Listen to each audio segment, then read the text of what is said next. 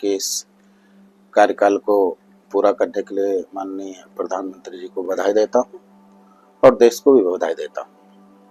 11 वर्ष का जो कार्यकाल रहा बहुत अच्छा रहा। इसमें जो सबसे पहला तो हमारे सनातन की जो वापसी हुई, हमारे धर्मस्थलों का कायाकल्प हुआ और राम मंदिर जैसा बड़ा मुद्दे का समाधान हुआ और रामलला के मंदिर का निर्माण हुआ और रामलला विराजमान हुए।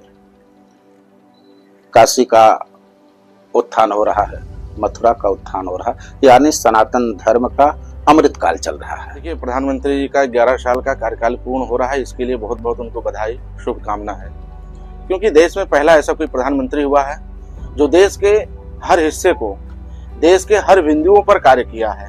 चाहे वो सशक्त सेना की बात हो, चाहे वो भारतीय संस्कृति की बात हो, चाहे वो भारतीय धर्म की बात हो, चाहे भारतीय राजनीति की बात हो, हर क्षेत्र में भारत को ऊंचाई पर ले जाने का कार्य माननीय प्रधानमंत्री मोदी जी ने किया है। आप देख सकते हैं अभी वर्तमान में ऑपरेशन सिंदूर हुआ है। इसके पहले भी पाकिस्तान के ऊपर जिस तरह से कड़ाई के साथ हमला करके कड़े शब्दों में उसके साथ उन्होंने जो व्यवहार किया, उससे आतंकवादी उसमें कमी आई है। प्रधानमंत्री श्री नरेंद्र मोदी जी के नेतृत्व के 11 वर्ष पूरे होने को लेकर बहुत बहुत शुभकामनाएं, बधाइयां। प्रभु श्री राम से प्रार्थना कि वे एक नायक के रूप में, एक नेतृत्वकर्ता के रूप में प्रधानमंत्री श्री नरेंद्र मोदी जी को दीर्घायुष्य प्रदान करें, उनको शक्ति प्रदान करें, उनकी गतिमति को इस योग्य बनावें कि भारत ही नहीं पूरा विश्व जैसे उनकी ओर उत्कंठा से देख रहा है, उसको उसका सुपरिणाम प्राप्त हो। जहाँ तक इस दौर के मूल्यांकन करने की बात है तो मैं इसे इस तरह कहूँगा कि हमारे बहुत दिनों की प्रार्थना, भारतवर्ष के सत्पुरुषों के, भारतवर्ष के सदाचारियों के, भारत के नागरिकों के वर्षों वर्ष की प्रार्थना का सुफल है कि भारत को श्री नरेंद्र मोदी के रूप में ऐसा नेता मिला है जो केवल भारत की राजनीति का नहीं बल्कि भारत के चरित्र का, भारत की संस्कृति का, भारत की जनभावना का नायक बनकर के उपस्थित हुआ। पीएम मोदी धर्म के नाम पर नहीं, मेरे लिए तो राष्ट्र सब कुछ है और मोदी जी के लिए भी राष्ट्र ही सब कुछ है। धर्म तो बाद में है, राष्ट्र है तो हम हैं, हमारी अस्मिता है, हमारा धर्म है, हमारा कर्म पूजा पाठ है। राष्ट्र नहीं तो कुछ नहीं है। मोदी जी के लिए मैं आज से नहीं, बहुत पुराने ज़माने से जानता हूँ, उनके लिए राष्ट्र ही सर्वोपरि है। सारा कार्य उनका राष्ट्र के लिए होता है और भगवान श्री राम भी राष्ट्र पुरुष हैं, राष्ट्र के रूप में हैं।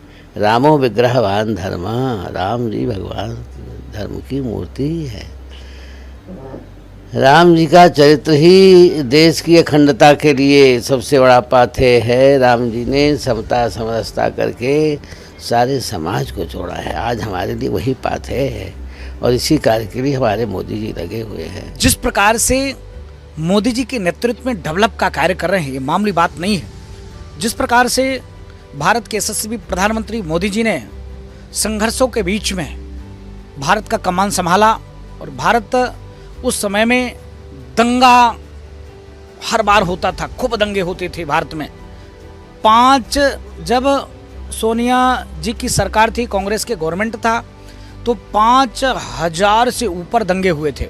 लेकिन जैसे ही मोदी जी कुर्सी पे बैठे, सब दंगे करने वाले धीरे धीरे नंगे होते चले गए और बहुत तेजी से भारत ग्रोथ की ओर बढ़ा, बहुत तेजी से भारत विश्व पटल पर स्थापित होने की ओर बढ़ा। मोदी जी उस कोरोना काल में 100 कुछ देशों को जब दवा मेडिसिन भेजा तो दुनिया कह रही थी कि अरे वही भारत है जो भारत सदैव कटोरा लेके लोग कहते थे कि अरे भारत कुछ नहीं, सपेरों का देश है, कोई ऐसा नहीं वैसा नहीं है। लेकिन जब 100 कुछ देशों को मेडिसिन निःशुल्क मोदी जी ने पहुंचाया, तब लगा अरे भारत किसके हाथ में है। तब गौर करने लगा कि अरे मोदी जी कार्य और काम करें।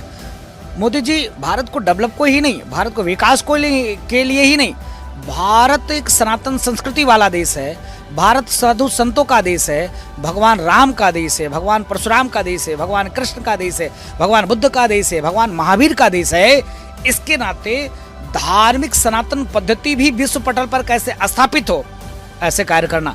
मुस्लिम कंट्री में जमीन लेकर भूमि पूजन करके और भव्य राम मंदिर का निर्माण किया। मोदी जी ने 11 साल 9 जून को हो रहा है, अथक प्रयास किया भारत को विश्व पटल पर स्थापित करना।